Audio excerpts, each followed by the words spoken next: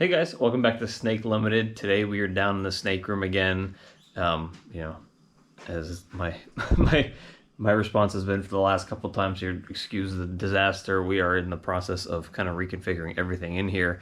But today we have our third clutch of 2023, the second one laid in 2023, and we had a lot better of an outcome this go around. So I actually got some early footage of the female while she was still laying. It looks like she's done now. It's probably been about 2 or 3 hours since I saw her laying I guess the third egg, and it looks like there's a couple more in there now, and it looks like she's finished. So let's get in there and grab her. All right, now this is my second clutch that is laid this year, so it's technically my third clutch of the year. Now this one was due to be laid approximately 3 days ago, so I'm recording this on the 25th, so she's 3 days late, whereas the last one was 10 days early. She's a smaller girl, but as you can see, she's actually in the process of laying an egg right now, so hopefully if I'm sitting here and I'm quiet, I can just kind of record her pushing that one out.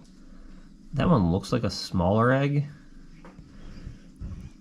than the other two. The other two look okay. That one looks kind of tiny, but it actually doesn't. It looks healthy. Does not look like a slug. But what I'm gonna do is kind of leave the camera there, but kind of move myself back a little bit so I'm kind of out of her way, so she's not looking at me. Hopefully.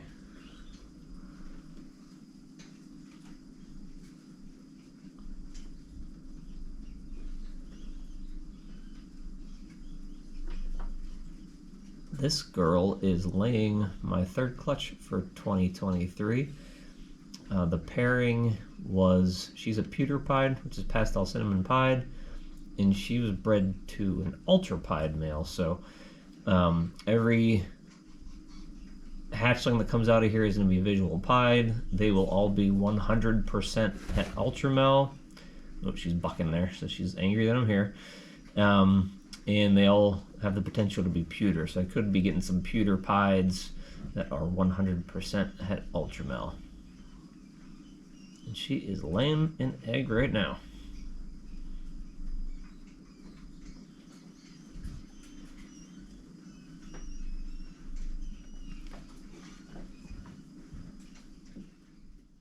All right, so this girl is a little more grumpy than the last one we got to, but I think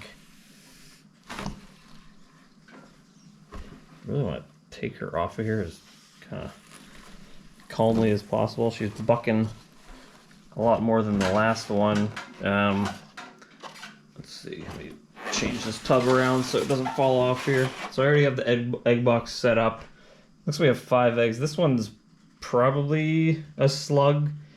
I can't guarantee that, so I will definitely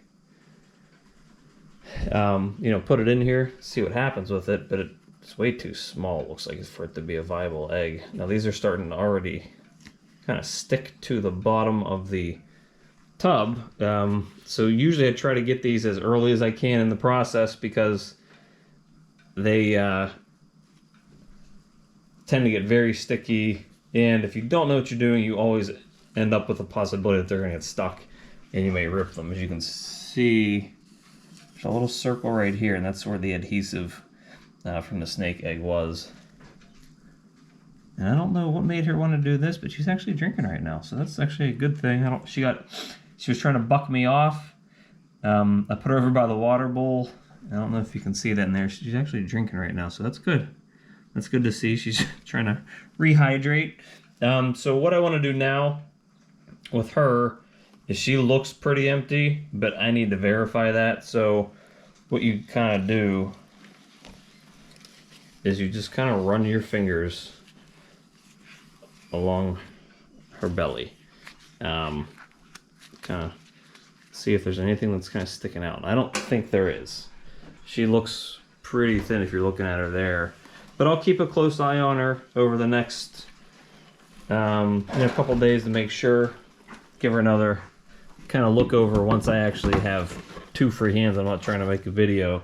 But she looks pretty empty, so I'm assuming that she is, empty eggs. You can see here she's pretty evenly thin all the way down her body. She wasn't a big female to begin with. She was probably a little under 2,000 grams.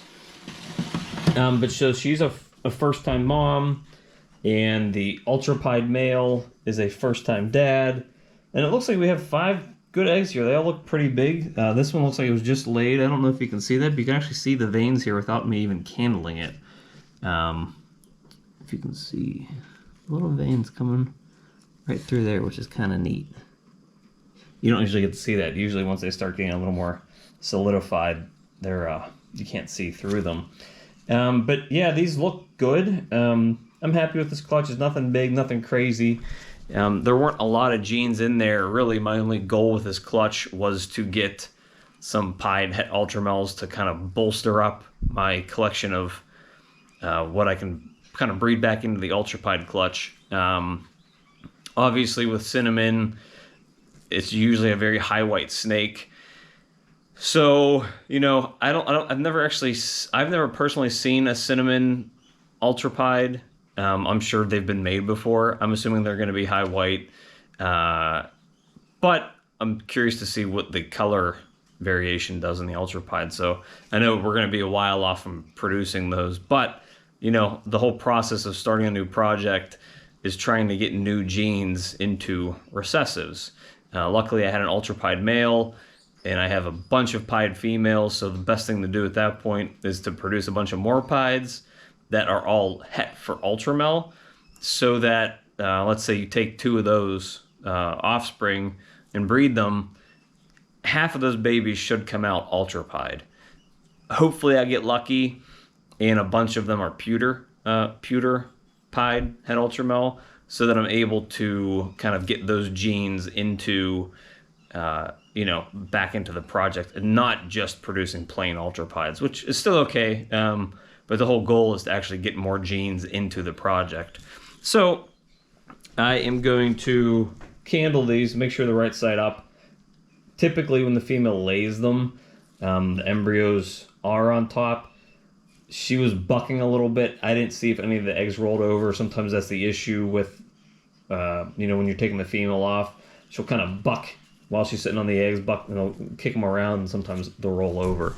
So you want to make sure that the embryo is on the top of the egg, not on the bottom, because the embryo can, I guess, drown or suffocate if it's on the bottom of the egg. So you need to candle it. There's usually like a little kind of a blobby mass that has like a little black dot in the middle of it, and all of the blood vessels, all the veins kind of lead up to where that embryo is. So here, if you can see all the blood vessels, it looks like they're all leading up to this spot right here. So that's probably where the embryo is in that one, but you have to candle the other ones. So I'm going to do that. I've shown that in a ton of videos. If you guys kind of need more instruction on how to go about doing that, I can maybe do that in another video coming up with one of the next clutches I have.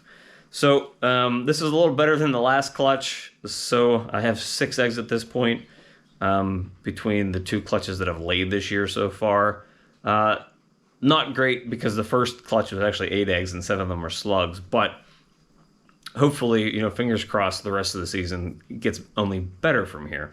So thank you guys for stopping by, and we'll see you next time. And there are actually little veins. I don't know if you'll see them here now that I just candled these guys. Inside this little kind of, I don't know if you can see the embryo jiggling there, like right below the flashlight. It looks like there's actually an embryo in there. I really don't have high hopes for that egg. I mean, look how tiny it is. But, you know, you never know. The other cool thing that I've never seen before is these 2 eggs here. I don't know if you can see that little thing that looks like a hair. They're still actually attached by this sort of adhesive. I don't know if the eggs are created like that and they just kind of naturally separate as they're laid, or if these 2 just kind of stuck together. But it kind of looks like an umbilical cord, which I know it's not. But yeah, they're still stuck together here by this little piece of, I guess it's kind of eggshell. So I just thought that was kind of a neat thing to show you guys. I've never seen it before.